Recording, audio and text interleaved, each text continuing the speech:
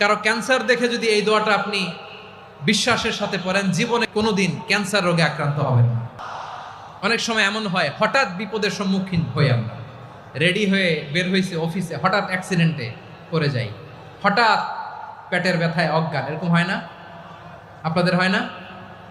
বিষ্ণু ইসলাম বলেন, আকস্মিক দুর্ঘটনার বিপদ থেকে যদি কেউ বাঁচতে চায়, সকাল সন্ধ্যা যেন প্রত্যেকে এই দোয়াটা পড়ে। সকালে যদি 3 বার পড়ে, সন্ধ্যা পর্যন্ত হঠাৎ বিপদ থেকে সে রক্ষা পাবে।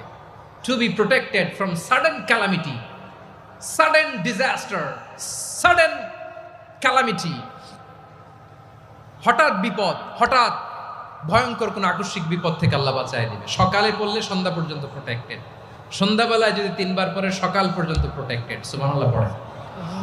দোয়াটা কি? দোয়াটা হচ্ছে বিসমিল্লাহিল্লাযী লা ইয়াদুররু মা ইসমিহি শাইউন ফিল আরদি ওয়ালা ফিস সামা।